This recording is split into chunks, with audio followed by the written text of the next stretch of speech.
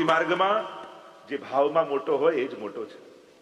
અને એટલા માટે જ્યારે પણ બેઠકજી આદિ ક્યાંય તીર્થમાં પણ જાઓ ને, તો જેના હાથે વધારે ભગવત ભક્તિ થતી હોય, ભગવત નામ લેવાતા હોય, ભગવત ગુણગાન થતા હોય, એને આગળ કરીને એને હાથ લગાવો. કારણ આપણામાં એ યોગ્યતા નથી કે આપણી ધરેલી મિશ્રી કે આપણી ભરેલી જારીજી મહાપ્રભુજી આરોગે, પણ આ ભગવતી વૈષ્ણવ છે, આની કાનીથી આપણી કણિકા પણ ઠાકોરજી અંગીકાર કરી દેશે. એવો ભાવ રાખી આપણે ત્યાં હાથ લગાવવાનો ક્રમ છે. બધા જ જાતે કરે જરૂરી નથી, પણ જેનું પ્રભુ સ્વીકારે પ્રસન્નતાથી એને આગળ કરીને ધરાય. સરળ ભાષામાં કહું તો કે જે હાથને ઠાકોરજી ઓળખતા હોય ને એ હાથથી ધરાય. જે હાથ વધારે સેવામાં માળામાં પ્રયુક્ત થતા હોય એ હાથને ભગવાન ઓળખતા હોય છે. ગઈકાલે મેં કહ્યું ને, સામગ્રી કરતા પણ કયા હાથે ધરાય છે એ હાથની મહત્તા છે ઠાકોરજી માટે. કોણ ધરી રહ્યું છે, શું ધરી રહ્યું છે, એ તો આપણી લૌકિક દ્રષ્ટિ છે. કોણ ધરી રહ્યું છે, પ્રભુની અલૌકિક દ્રષ્ટિ છે. મહાપ્રભુજી સમજાવે છે ઠાકોરજી માટે કે અમારા ઠાકોરજી છે ને લૌકિક નથી. આપણે જે સમાજમાં, સંસારમાં, વ્યવહારમાં લૌકિક બુદ્ધિથી લૌકિક વ્યવહાર વિચારીએ છીએ ને, ઠાકોરજી એવું વિચારતા નથી. આપણને એમ થાય, ઓ મંદિરે રોજ જઉં છું, આજે નહીં જઉં તો ઠાકોરજીને ખોટું લાગી જશે. રોજ ભોગ ધરું છું, આજે નહીં ધરું તો નારાજ થઈ જશે. આ બધા લૌકિક વ્યવહારો છે. પ્રભુનું ગણિત આવું નથી. જો પ્રભુ બધા જ વિષયમાં જ્ઞાતા છે, પણ એક સબ્જેક્ટ પ્રભુનો બહુ કાચો છે. પ્રભુને મેથ્સ નથી આવડતું, ગણિત નથી આવડતું. આ તો સારું થયું આપણા બધાએ ભેગા મળીને શીખવાડ્યું ઠાકોરજીને કે 2 માળા કરો તો આટલું આપવાનું, 5 માળા કરો તો આટલું આપવાનું. બાકી પ્રભુનો સ્વભાવ અને એમનું ગણિત તો સાવ વિપરીત. રાઈ જીતની સેવા કો ફલ માનત મેરુ સમાન. આ ઠાકોરજીનું ગણિત છે. આ તો આપણે શીખવાડી દીધું કે 9 યમનાષ્ટક કરીએ તો યમુનાજી આટલી કૃપા કરવાની, આટલા કૃષ્ણાશ્રય કરો તો ઠાકોરજી આવી કૃપા કરે. બાકી પ્રભુના ગણિતમાં, પ્રભુના વ્યવહારમાં લૌકિકતાનો લેશ માત્ર પણ સ્પર્શ નથી. હું આટલું કરું ને એ એટલું આપે, આ લૌકિકતા છે. ઠાકોરજી ક્યારે આવું વિચારતા નથી. અને એટલા માટે તમારી લૌકિક બુદ્ધિએ પ્રભુ શું વિચારતા હશે એનો તાક મેળવવાની કોશિશ ન કરો, એની કલ્પનાઓ ન કરો. કારણ કે આપણા કલ્પનાની બહાર ભગવાનનું ગણિત છે. બિલકુલ લૌકિક ન બનવું તે નૈવ લૌકિકમ, એમ મહાપ્રભુજી કહે છે. સહેજ પણ લૌકિકતા પ્રભુમાં નથી. નથી એના વ્યવહારમાં, નથી એના સ્વરૂપમાં, નથી એના વિચારમાં. અને આપણા વ્યવહારમાં પ્રતિપલ લૌકિકતા જ છે. દરેક વસ્તુમાં ગણતરી કરીએ છીએ, પ્રભુ ગણતા નથી. જો ને માણસ એક બીજ વાવે, ભગવાન ગણીને એક આપે છે, એ તો હજારો કરીને પાછા આપે છે. આ પ્રભુનો સ્વભાવ છે. અને એટલા માટે પ્રભુ પાસે જ્યારે પણ જાઓ, જ્યારે પણ ઠાકોરજી પાસે જઈએ, 2 વસ્તુ ઠાકોરજીને ક્યારે નહીં ગણાવવી. પહેલું, આપણા કરેલા સત્કર્મો ઠાકોરજીને ગણાવવા. કારણ કે પ્રભુ તો અગ્નિ રૂપ છે, ગણાવશો તો ત્યાં બળી જશે. મેં આટલું કર્યું, પોતાની સેવા ઠાકોરજીને ક્યારે ગણાવવી નહીં કે પ્રભુ આટલું આટલું આપના માટે કર્યું તોય આપે આમ કર્યું. ઠાકોરજી કે મેં તને કહ્યું તું કર મારા માટે. પ્રભુ આગળ જો સેવા એ ઠાકોરજીનો આપણા પર ઉપકાર છે.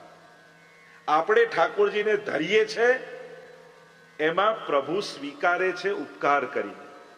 આપણી યોગ્યતા નથી, પણ પ્રભુ કૃપા કરીને આપણી રંચક સામગ્રી ઠાકોરજી સ્વીકારતા હોય છે. તમે હવેલીમાં સેવા કરો, તમે મંડળમાં સેવા કરો, તમે સંસ્થામાં સેવા કરો, ત્યારે તમને એવો વિચાર આવે કે હું કેટલો લકી છું કે ઠાકોરજી મને આ સેવા આપી. કે તમને એમ લાગે કે આટલું આટલું સંસ્થા માટે હું કરું છું, આ લોકો મને રેકગ્નાઇઝ નથી કરતા, કેટલું હું તો કરું છું. તમને ઉપકારની ભાવના આવે કે તમે ઉપકાર કરી રહ્યા છો, કે સેવા કરતા તમને એવું લાગે કે ઠાકોરજીનો મારા પર ઉપકાર છે, મારા પર, કે મને આવો ભગવાન મોકો આપી રહ્યા છે. હાથ બધાને મળે છે, દરેક હાથને સેવા ક્યાં મળે છે? આંખ બધાને મળે છે, દરેક આંખને દર્શન ક્યાં મળે છે? એટલે જ્યારે પણ કોઈ પણ સત્કર્મ કરવાના અવસર મળે ત્યારે ઠાકોરજીનો આભાર માનો કે પ્રભુ આપ કેટલા કૃપાળુ છો કે આપ મને આવા અવસર આપો છો, આવા મોકા આપો છો. આ કથામાં અહીંયા કેટલા લોકોની સેવા જોડાયેલી છે, તો આપણા પર ઠાકોરજીની કેવી કૃપા. ક્યારેક ઇન્ડિયા જાઓ, કોઈ ઉભાઈ નહીં રહેવાતું. અહીંયા તમને ફૂલઘરમાં સેવા મળે, સજાવટની સેવા મળે, બધી જ સેવા મળે, ત્યાં તમને કોઈ ગુસ્સા દે? આ તો અહીંયા છો તો આ ચાન્સ મળે છે. એટલે જ્યારે પણ સેવાના અવસર મળે, પોતાની જાતને ભાગ્યશાળી માનો કે મારા પર ઠાકોરજીની વિશેષ કૃપા છે કે ઠાકોરજીએ મને મોકો આપ્યો. એટલે પ્રભુ પાસે જ્યારે પણ જાઓ પોતાની કરેલી સેવા ગણાવો. પ્રભુ પાસે જ્યારે પણ જાઓ ત્યારે કોઈ ફરિયાદ લઈને નહીં જાઓ, કારણ ઠાકોરજીને ખબર છે ક્યારે કોને શું આપવું. આ તો ઠાકોરજીની બહુ મોટી કૃપા છે આપણા ઉપર કે આપણું ધારેલું ઠાકોરજી આપણને બધાને આપતા નથી. જો પ્રભુને કોઈનો બગાડ કરવો હોય ને, જેનું પતન કરવું, એને આશીર્વાદ આપી દે, આજથી તું જે વિચારી છે તને મળી જશે. જો આવો આશીર્વાદ આપે તો માણસને પછી કોઈ દુશ્મનની પણ જરૂર નહીં પડે. આપણી જ ઈચ્છાઓ આપણા પતનના કારણ થઈ જશે. આપણી જ કામનાઓ આપણો સર્વનાશ કરી નાખશે. માણસને એની ઈચ્છાઓ ઉપર કઈ કંટ્રોલ થોડી છે. માણસની ઈચ્છાઓ જ એની સૌથી મોટી દુશ્મન બની અને એનો સર્વનાશ કરી નાખે. આ તો બહુ મોટી કૃપા ઠાકોરજીની છે કે એમણે આપણને આશીર્વાદ નથી આપ્યા કે તારી બધી ઈચ્છા પૂરી થાય, કારણ કે આનાથી મોટો બીજો કોઈ શ્રાપ નથી. ભાગવતનું પણ ચિંતન કરો ને તો ભાગવતની કથા, ભાગવતમાં અપાયેલા શ્રાપો ઉપર કથા થઈ શકે. દરેક ઘટનાઓમાં ક્યાંક ને ક્યાંક કોઈનો શ્રાપ રહેલો છે, પણ એ શ્રાપ પણ આશીર્વાદ રૂપ કઈ રીતે બની જાય જો તમારી ભીતર વિશુદ્ધ ભાવ છે.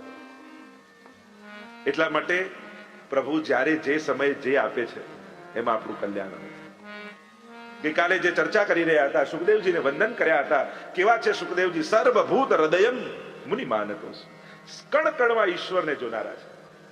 એને ઈશ્વર સિવાય બીજું કાંઈ દેખાતું નથી.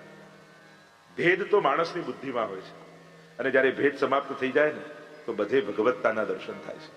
જો ભગવાન ક્યારે દેખાય, ભગવાન ક્યારે દેખાય એમાં આપણે લાગેલા હોઈએ છીએ, પણ એની ભગવત્તા ફેલાયેલી છે એનો તો અનુભવ કરો. કોઈ બપોરના 12 વાગે એમ કે આકાશમાં સૂરજ ઉગી ગયો, તમે કોઈ 1 મિનિટ ઉભા બારીમાંથી ડોક્યું કરી સૂરજ સામે જોઈ પછી એમ કહો હા ઉગી ગયો. ના, બારીમાંથી ફેલાયેલો પ્રકાશ જોઈને તમે સમજી જાઓ છો કે ના સૂરજ ઉગી ગયો છે. એમ ભગવાન દેખાય તો પછીની વાત, પણ જે ભગવત્તા ફેલાયેલી છે એમાં જયારે જુઓ છો કે ભગવત્તાના દર્શન, ત્યારે ભગવાન પર ભરોસો આપમેળે આવી જાય છે. ચારે ઓર એ ભગવત્તા, એટલે ભગવાન ક્યારે દેખાશે પછી વિચારજો. ભગવાન મને દેખી રહ્યા છે એનો વિચાર પહેલો કરજો. એ પ્રતિપલ મને જુએ છે. જે આવો વિચાર કરે ને એ હંમેશા પાપથી બચી જાય. જેને એમ થાય કે અહીંયા કોણ જોનારું છે, ત્યાં જ પાપ કરવાનું સાહસ આવે છે.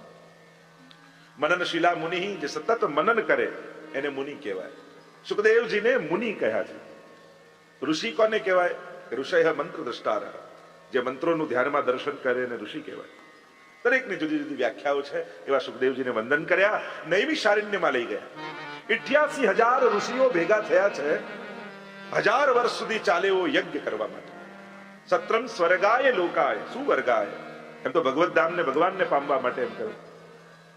યજ્ઞ આદર્યો છે, પણ યજ્ઞના મધ્ય ભાગમાં થોડો સમય બચે છે.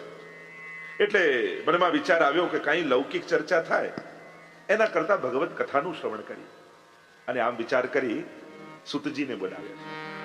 સુતજી આવ્યા, ઉપર સિંહાસન પર બિરાજમાન કર્યા. સૌનકાદી ઋષિઓ નીચે બિરાજમાન થયા, ચરણોમાં 2 હાથ જોડીને બેઠા, વંદન કર્યા અને વિનંતી કરી, ગુરુદેવ, ભક્તિ, જ્ઞાન અને વૈરાગ્યથી પ્રાપ્ત થનારા વિવેકની વૃદ્ધિ અમારા જીવનમાં કઈ રીતે થાય? અમારા જીવનમાં વિવેક કઈ રીતે પ્રગટે? જો મહાપ્રભુજી પણ વિવેક ધૈર્યાશ્રય નામનો ગ્રંથ લખ્યો છે. 9 પ્રકારના વિવેકની ચર્ચા કરી મહાપ્રભુજી. પણ એ જે વિવેક મહાપ્રભુજીએ બતાવ્યા છે એ વ્યવહારના વિવેક નથી, એ વિચારના વિવેક છે. એક વૈષ્ણવ તરીકે તમારે જીવવું છે તો જીવનમાં બનતી ઘટનાઓ સમયે તમારા વિચાર કેવા હોવા જોઈએ? એક વ્યક્તિ તરીકે સમાધાન કાઢવા જશો ને પ્રશ્નોના તો સંઘર્ષ અને ઉદ્વેગ આવશે, પણ એક વૈષ્ણવ તરીકે સમાધાન કાઢશો ને તો જીવનમાં શાંતિ આવશે. જીવનમાં જ્યારે કોઈ પણ પ્રશ્ન સામે ઉભો હોય ત્યારે પોતાની જાતને પ્રશ્ન એ કરવો કે આવું થાય ત્યારે એક મહાપ્રભુજીના સેવક વૈષ્ણવે શું કરવું જોઈએ? જો આ પ્રશ્ન પોતાની જાતને કરશો ને તો બહુ ઉત્તમ સમાધાન મળશે. પણ વ્યક્તિ બનીને જ્યારે સામે ઉભા રહેશો તો મારું તારું, એ લઈ જશે, હું લઈ લઉં, અનેક પ્રકારના સંઘર્ષો પેદા થશે. અને એક વાત ચોક્કસ છે, વૈષ્ણવ તરીકે વિચારશો નહીં ને તો વૈષ્ણવ તરીકે વ્યવહાર પણ બહુ વાર કરી નહીં શકો. ઉત્તમ કર્મ કરતા પહેલા ઉત્તમ વિચારો બહુ જરૂરી છે. અને એટલા માટે જ મનની પવિત્રતાને આવશ્યક કહીએ આપણે. કારણ કે પવિત્ર મનમાં જ પવિત્ર વિચારો પેદા થાય, અને જેના વિચારો પવિત્ર છે એના જ કર્મો પવિત્ર થઈ શકે છે. અહીંયા વિવેકની વૃદ્ધિ કેમ થાય? વિવેક જીવનમાં કઈ રીતે આવે? તુલસીદાસજી પણ કહે છે નિશ્ચિત વાત છે, સત્સંગ વગર વિવેક નથી આવતો અને ભગવત કૃપા વગર સત્સંગ મળતો નથી. આપણા બધા ઉપર કૃપા થઈ છે ઠાકોરજીની કે આપણે સત્સંગમાં બેઠા છીએ. સત્સંગથી વિવેક પેદા થાય. જો ઘટનાઓ આપણા હાથમાં નથી, પણ અર્થઘટનો તો ચોક્કસ આપણા હાથમાં છે. ક્યારે શું બનશે એ આપણા હાથમાં નથી, પણ જે બન્યું એમાં કયા દૃષ્ટિકોણથી એ ઘટનાને જોવી એ આપણા હાથમાં ચોક્કસ છે. વરસાદ પડશે કે નહીં આપણા હાથમાં નથી, પણ છત્રી ખોલવી તો આપણા હાથમાં છે. બસ છત્રી ખોલીને નથી બચી શકાય. એમ વિવેકની છત્રી ખોલી દરેક ઘટનાઓથી પાર નીકળી શકાય. અને એટલા માટે જીવનમાં વિવેક બહુ જરૂરી છે. કોઈ ગમે તેટલો વિદ્વાન હોય, પણ જીવનમાં જો વિવેક નથી ને, તેનું જ્ઞાન પણ એના પતનનું જ કારણ બને. જ્ઞાન કેવલ ઉદ્ધારનું કારણ ન થઈ શકે, વિવેક વગરનું જ્ઞાન હોય. એટલે વિવેક જરૂરી છે. એ જ્ઞાનનો ક્યાં ઉપયોગ કરે? વિનંતી કરી ઈ ઘોરે કલૌ પ્રાયો જીવશ્ચા શ્રુતામ ગત. આ કલયુગમાં જીવ આસુરી વૃત્તિ વાળો થયો છે. એમાંથી મુક્ત થવાનો અમને ઉપાય બતાવો. કલયુગ એટલે ક્લેશ, કલહ. એ જ કલયુગનું લક્ષણ છે. કલયુગમાં ચારે બાજુ ક્લેશ દેખાશે. જ્યાં જાઓ ત્યાં સંઘર્ષ અને ક્લેશ. અને આ કલહમાંથી મુક્ત કેમ થવાય? પ્રશ્ન કરતા કહ્યું, આપ તો સદગુરુ છો, અને ગુરુ કૃપા થાય તો યોગીઓને દુર્લભ એવું વૈકુંઠ ધામ મળી જતું હોય છે. અમને કોઈ એવું સાધન બતાવો જે દરેક સાધનોમાં પણ શ્રેષ્ઠ હોય, પવિત્ર કરનારાઓમાં પણ પવિત્ર કરનારું હોય, ભગવાનને મેળવી આપે એવું કોઈ સાધન બતાવો. ગુરુ વંદના કરતા કહ્યું, હે ગુરુદેવ, આપની કૃપા એ દુર્લભ છે. એટલે જ આપણે ત્યાં પ્રભુ કૃપા પહેલા પણ ગુરુ કૃપા કહી છે. એટલે વાર્તા સાહિત્યમાં પ્રસંગ આવે છે ને કે ગુસાઈજી પૂછે છે દમલાજીને, તમે મહાપ્રભુજીને શું કરીને જાણો છો? ત્યારે કહ્યું કે શ્રી વલ્લભને હું જગન્નાથજી પ્રભુ કરતા પણ અધિક માનું છું. પ્રભુ કરતા અધિક કેમ? આવું કઈ રીતે હોય? ત્યારે કહ્યું, દાન બડો કે દાતા? મોટું કોણ, દાન કે દાતા? કરોડોના ઢગલા પડ્યા હોય પણ કોઈ આપનારું ન હોય તો દાન પોતે જઈ શકતું નથી. એમાં શ્રીનાથજી બાબા એ દાન છે, પણ દાતા શ્રી મહાપ્રભુજી છે. એમણે કૃપા કરીને અમને દાન આપ્યા તો શ્રીજી અમારા સુધી પહોંચી શક્યા છે. એટલે હું મારા ગુરુને પ્રભુ કરતા પણ અધિક માનું છું. સુરદાસજીને પણ જયારે પૂછવામાં આવ્યું અંતિમ સમયમાં, 1.25 લાખ પદો ઠાકોરજીના રચ્યા અને આપના ગુરુ મહાપ્રભુજીનું એકે પદ ન રચ્યું, આવું કેમ? ત્યારે સુરદાસે કહ્યું, ન્યારો દેખતો તો ન્યારો ગાતો, ભેદ જોયા હોત તો ભેદ કરીને ગાત. મેં તો બંનેને એક જ કરીને ગાયા છે, જાણ્યા છે. છતાંય તમે કહો છો તો આ પદ ગાઉં છું. અને ત્યારે ગાયું, દ્રઢ ઈને ચરણ કેરો ભરોસો, શ્રી વલ્લભ નખ ચંદ્ર છટાબિન સબ જગમાં અંધેરો. સૂર્ય કહા કહે દ્વિધ આંધરો, જેને બે નથી દેખાતા એવો આંધળો છે. ગુરુ કૃપા એ દુર્લભ છે. માંગીને મળે એ તો આશ્વાસન કહેવાય, હૃદયથી નીકળે એને આશીર્વાદ કહેવાય. ગુરુ પાસે આશીર્વાદ માંગવાના ન હોય, મેળવવાના હોય. આપણા કરેલા સત્કર્મો, અને જ્યારે પણ કોઈ સારું કાર્ય તમે કરો છો ત્યારે તમારે ત્યાં ઉભા રહીને આશીર્વાદ લેવાની જરૂર નથી હોતી. તમારી વ્યવસ્થા થકી આવનારો પ્રસન્ન થાય ને એટલે એના આશીર્વાદ તમારા સુધી પહોંચી જ જાય. તમે ભલે મહાપ્રસાદ ઠાકોરજી માટે યા વૈષ્ણવ માટે મહાપ્રસાદ બનાવ્યો, કદાચ તમે ઉભા ન હો, પણ પ્રસાદ લઈને કોઈ પ્રસન્ન થયું ને, એની પ્રસન્નતાથી જ એના આશીર્વાદ તમારા સુધી પહોંચી જાય. તમે જે વ્યવસ્થા કરી અને વ્યવસ્થા થકી તમારા થકી કોઈને આનંદ મળ્યો એટલે એના આશીર્વાદ તમારા સુધી પહોંચી જાય. આ જીવનમાં ભેગા કરવા જેવું કંઈક હોય ને તે આશીર્વાદ છે. કારણ જયારે ધન, સંપત્તિ, પુણ્ય આ બધું જ ખૂટી જાય ને અને દુર્ભાગ્ય ચારે બાજુ ઘેરી લે, ત્યારે ભેગા કરેલા આશીર્વાદ કામ લાગી જતા હોય છે. માણસે ભેગા કરેલા આશીર્વાદના બળે તરી જતો હોય છે. એટલે જીવનમાં જ્યાંથી પણ આશીર્વાદ મળે, એમ કહેવાય કે 3 જણાના આશીર્વાદ જરૂર લેવા. એક માના આશીર્વાદ, બીજા મહાત્માના આશીર્વાદ અને ત્રીજા પરમાત્માના આશીર્વાદ. આ 3 આશીર્વાદ દરેક મનુષ્ય ભેગા કરે. સૌથી પહેલા માના આશીર્વાદ. આપણે ત્યાં એમ કહેવાય કે બીજા કદાચ કોઈના આશીર્વાદ નકામા જાય, પણ માના દિલથી નીકળેલા આશીર્વાદ ક્યારેય નકામા નથી થતા. મહાત્માના આશીર્વાદ, કોઈ મહાપુરુષના આશીર્વાદ, કોઈ સદગુરુ જીવનમાં એવો મળે જેની કૃપા થકી, અને સદગુરુ એ જ જેની પાસે બેઠા હોઈએ, ભલે કાંઈ ન બોલે છતાં એમ લાગે કે જાણે આપણે પવિત્ર થતા હોય એમ લાગે. જેને નિકટ બેસતા જ મન પવિત્ર થવા લાગે, દુર્ગુણો સહજમાં આપણાથી દૂર ભાગવા લાગે. જેની પાસે બેસીને સારા થવાની ઈચ્છા થાય, એક સદગુરુ છે. આવા ગુરુ શ્રી મહાપ્રભુજી રૂપે આપણને મળ્યા છે. શ્રી મહાપ્રભુજીએ કૃપા કરી આપણને બ્રહ્મ સંબંધ આપ્યું છે. મારા અને તમારા બધાના ગુરુ શ્રી મહાપ્રભુજી છે. શ્રી મહાપ્રભુજીએ જ કરુણા કરી અને આપણો સ્વીકાર શ્રીનાથજી બાબાને કરાવ્યો. જ્યારે શ્રાવણ સુદ એકાદશી, પવિત્ર એકાદશીની રાત્રિએ ઠાકોરજી પ્રગટ થયા, 4 વચને મહાપ્રભુજી સાથે બંધાયા. પહેલું વચન આપ્યું મહાપ્રભુજીને કે આપના દ્વારા જે જીવ મારી શરણે આવશે નિશ્ચિત એનો સ્વીકાર કરીશ. બીજું વચન આપ્યું કે આપના દ્વારા જેનો સ્વીકાર કરીશ એનો ક્યારે હું ત્યાગ નહીં કરું. ત્રીજું વચન આપ્યું આપની કાનીથી જે ભોગ ધરશે એને ચોક્કસ હું આરોગીશ. અને ચોથું વચન આપ્યું આપ જેને પણ પુષ્ટાવીને મને એના માથે પધરાવશો ત્યાં હું સદાય પ્રગટ સ્વરૂપે વિરાજીશ. આ 4 વચને શ્રીનાથજી બાબા મહાપ્રભુજી સાથે બંધાયા છે. શ્રી ગુરુની કૃપા થાય તો દુર્લભ શું છે. જો આપણે બધા અધિકારી નથી કે ભગવત ધામને પ્રાપ્ત કરી. પેલો સાહિત્યકારો એમ કહે એક નાનકડી કીડીને ન્યુઝીલેન્ડ થી ઇન્ડિયા જવું હોય તો ન જઈ શકે, કેટલાય જન્મો વીતી જાય તો પહોંચી ન શકે. પણ કોઈ વ્યક્તિ ઇન્ડિયાની ફ્લાઇટમાં બેસવા જતો હોય ને કીડી ચાલતી ચાલતી એના પગ ઉપર ચડીને કોટના ખિસ્સામાં ચડી જાય તો વગર પાસપોર્ટ ને વિઝા ઇન્ડિયા પહોંચી જાય. એમ આપણે અધિકારી નથી, પણ શ્રી વલ્લભના ચરણારવિંદને પકડી લઈશું ને તો એમની કૃપા થકી આપણી એ પ્રાપ્તિ ભગવત ધામમાં થઈ જાય. આપણી યોગ્યતા નાની છે, પણ આપણે જેનો આશ્રય કર્યો છે એ મહાન છે. અસમર્થ વ્યક્તિએ સમર્થનો આશ્રય કરીને આપણે જેના ચરણ પકડ્યા છે ઠાકોરજી એને વશ છે. એ પ્રભુના હૃદયની જાણનારો છે. એટલે સર્વોત્તમમાં એક નામ કહ્યું શ્રી કૃષ્ણ હાર્દવિદ. ઠાકોરજીના હૃદયની જાણનારા શ્રી મહાપ્રભુજી છે. એટલે જ આપણે ત્યાં આપણી ઈચ્છાથી સેવા નથી કરતા, મહાપ્રભુજીની પ્રણાલિકાથી સેવા કરીએ.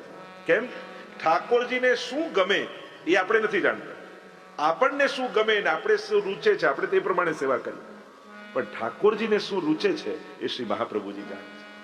અને એટલા માટે આજે શું આરોગાવવું, આજે શું ધરાવવું, આજે શું પહેરાવવું એ મહાપ્રભુજીની પ્રણાલિકા અનુસાર આપણે સેવા કરીએ. કારણ કે એ ઈચ્છા ઠાકોરજીની છે. પ્રભુની રુચિને શ્રી ગુરુદેવ જાણે છે. એટલે અહીંયા એમની આજ્ઞા થકી, જો બધું જ આપણે જ બનાવ્યું હોય છતાંય ભોગ ધરીએ ત્યારે ગુરુજનોની કાની આપી કે જેની કાનીથી મારે ત્યાં ઠાકોરજી, જેની આડીથી ઠાકોરજી મારે ત્યાં બિરાજે છે એની આડીથી આપ આરોગ છો. અને જ્યારે સમર્થનો આશ્રય કરી લો છે એટલે જીવનમાં કોઈ સદગુરુનો આશ્રય જરૂરી છે. ક્યાંક વ્યક્તિગત રૂપે કોઈ એક ગુરુનો આશ્રય રાખજો.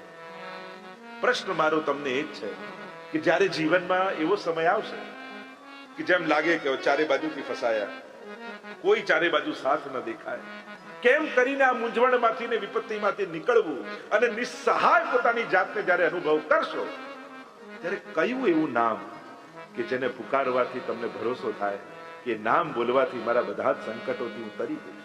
કોઈ ગુરુ, કોઈ ગ્રંથ, કોઈ સ્વરૂપ, કોઈ ભગવત સ્થાન, કોઈ મંત્ર, કોઈ એક એવી કોઈ અલૌકિક વસ્તુનો આશ્રય, વિશ્વાસ આપણને છે કે એવો વિશ્વાસ એના ઉપર હોય કે ચારે બાજુથી ઘેરાયેલા હોઈએ અને જ્યારે એ નામનો પુકાર કરીએ તો એ તત્વ આવીને તમને ઉગારી જાય. પ્રસંગમાં કહેતા ને કે ગાય જંગલમાં ચરવા લઈ ગયો ગુવાળ અને સાંજ પડીને ગાયોનું ટોળું લઈને પાછો આવી ગયો ને ગાય રહી ગઈ. હવે રહી ગઈ ત્યાં જંગલમાં અને સંધ્યાકાળનો સમય, ગભરાવા લાગી કે ક્યાંક કોઈ સિંહ આવીને એટલામાં એક સિંહે જોઈ ગાયને અને એની પાછળ પાછળ મારવા માટે દોડવા લાગ્યો. ગાય આગળ આગળ ભાગે ને સિંહ પાછળ પાછળ, આગળ આગળ ને પાછળ પાછળ.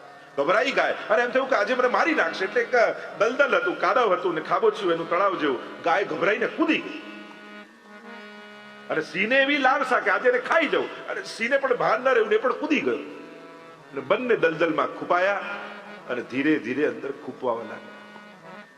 સિંહ ગભરાય છે, હું મરી જઈશ મરી જઈશ, કેમ કરીને નીકળું? અને ગાયની સામે જોયે તો શાંતિથી ઊભી છે. સિંહને આશ્ચર્ય થયું, હું આટલો બળવાન શક્તિશાળી, ના તો નિસ્સહાય, મને આટલી ચિંતા થાય છે ને આને ચિંતા નથી થતી? પૂછું ગાય, તને મરવાની બીક નથી લાગતી કે આપણે બંને ડૂબી જઈશું, મરી જઈશું? મને આટલો ભય છે, હું વનનો રાજા, છતાંય ડર છે ને તું કેમ નિર્ભીક છે? ત્યારે ગાયે કહ્યું કે હું કોઈ ગોવાળિયાની ગાય છું. મારો માલિક થોડી વાર સુધી મને જોશે નહીં ને તો હમણાં મને શોધવા નીકળશે, અને મને ભરોસો છે કે હું ડૂબું એ પહેલા મારો માલિક આવીને મને બહાર કાઢી દે.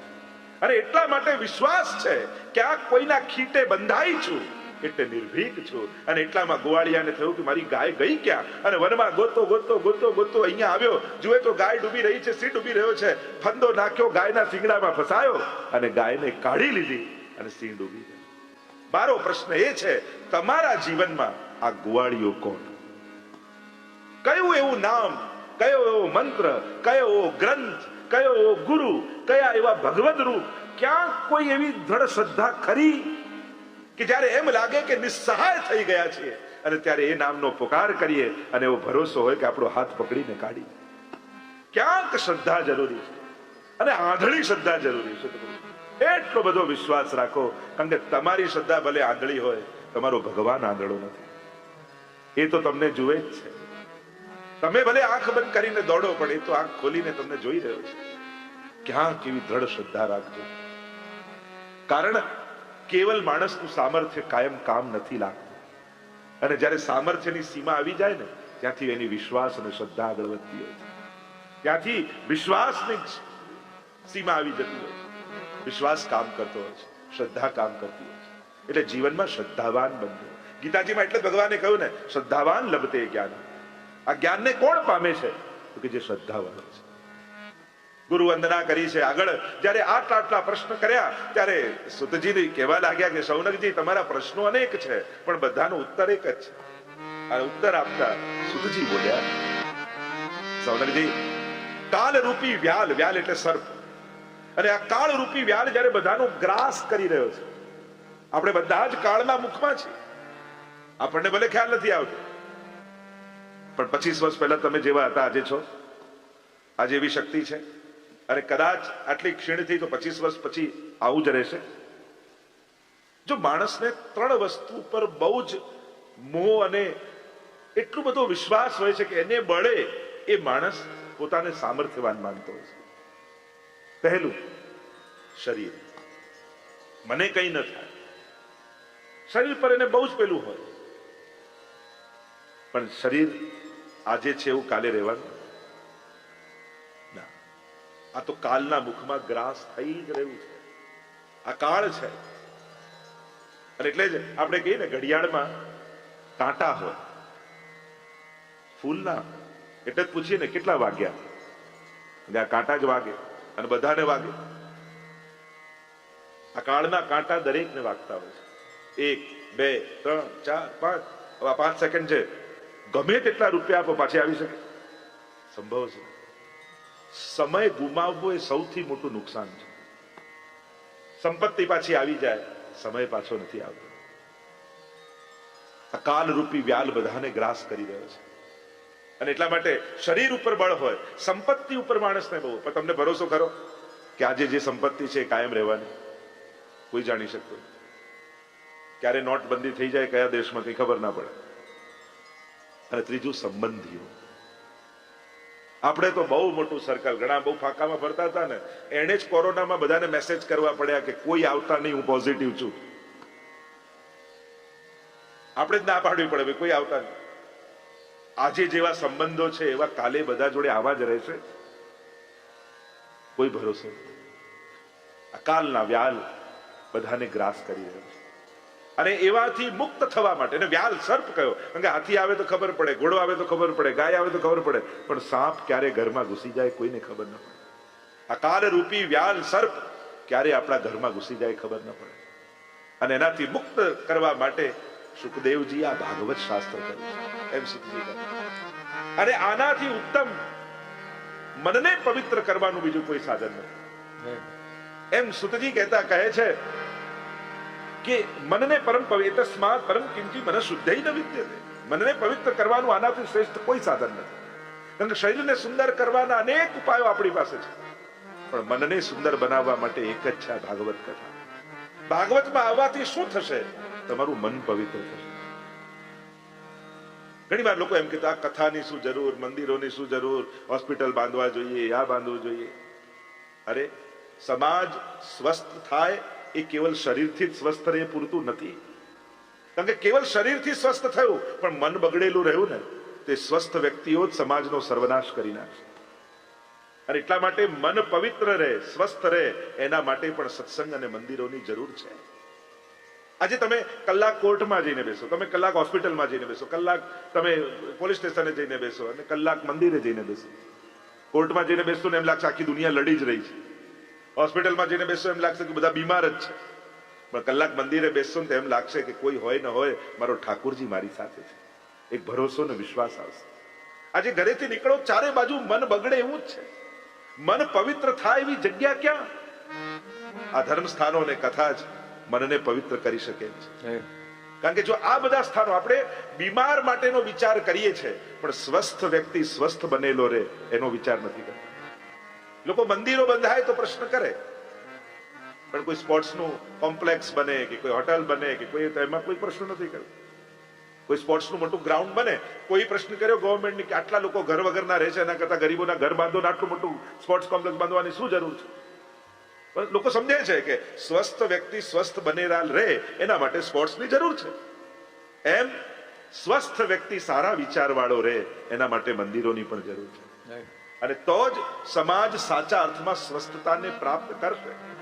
આપણે લોકો ભલે હમણાં ચિંતા કરતા હોઈએ કે રશિયાએ આમ યુક્રેન જોડે ન કરવું જોઈએ, આમ યુદ્ધ ન કરવું જોઈએ, પણ એ એના લેવલ પર લડે છે, આપણે આપણા લેવલ પર રોજ યુદ્ધ કરીએ જ છે.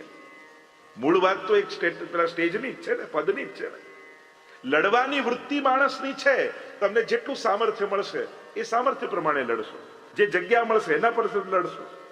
અને જો ઘરમાં તમે લડી રહ્યા છો તો કદાચ એ પદ પર તમે હોત તો તમે લડવાના જ હતા. મૂળ વાત એ છે કે આ લડવાની વૃત્તિ માણસની અંદર છે. જો આ દુનિયાને ભણેલા ગણેલા લોકોએ જેટલી બગાડી છે ને એટલી અભણ લોકોએ નથી બગાડી. આ જેટલા મોટા મોટા કૌભાંડો થાય બધા ભણેલા ગણેલા જ કરે છે. એટલે એવું માનતા હો કે સમાજ કેવલ ભણવાથી સ્વસ્થ થઈ જશે. અને જુઓ તો કદાચ આપણે જેને કારણે માનીએ છીએ કે સમાજ સુખી થાય, આપણે લાગે જેટલા હોસ્પિટલ બંધાય એટલા સમાજ સુખી થાય, જેટલી બેંકો વધે તો સમાજ સુખી થાય, જેટલા સ્કૂલો વધે એટલે સમાજ સુખી થાય. કદાચ 100 વર્ષ પહેલા આજે જેટલી હોસ્પિટલો છે એટલી નહોતી. 100 વર્ષ પહેલા આજે જેટલી કોર્ટ અને પોલીસ સ્ટેશનો છે એટલા નહોતા. 100 વર્ષ પહેલા જેટલી બેંકો આજે છે એટલી નહોતી. પણ 100 વર્ષ પહેલા આપણા દાદાના ચહેરા પર જે શાંતિ દેખાતી એ આજે આપણા ચહેરા પર છે. આપણે જેને પ્રમાણ માનીએ છીએ સુખ અને શાંતિના, શું એ માનવ જાતિને સુખ અને શાંતિ આપી શક્યા છે? ક્યાંક આપણને થશે. પેલું એમ કહેતા ને કે એકવાર ભગવાન લક્ષ્મીજી સાથે ઉભા હતા અને એક ભક્ત તપશ્ચર્યા કરતો હતો અને ભગવાન પ્રસન્ન થઈને પ્રગટ થઈ ગયા લક્ષ્મીજી સાથે ને કહ્યું માંગે તે આપી દે.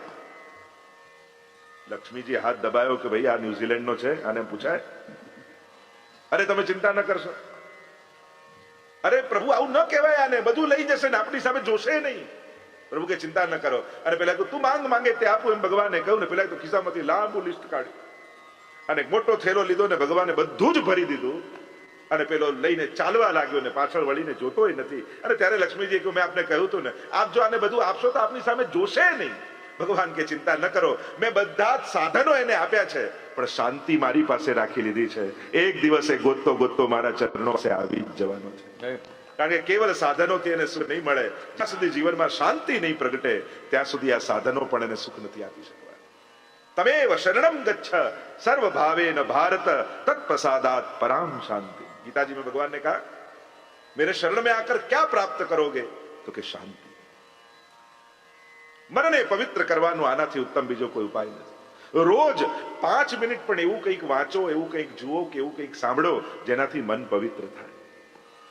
નહીં તો 24 કલાક એમ જ ચાલતું હોય જેનાથી મન બગડે. અહીંયા કહ્યું કે આ ભાગવત કથા તો દેવતાઓને પણ દુર્લભ છે.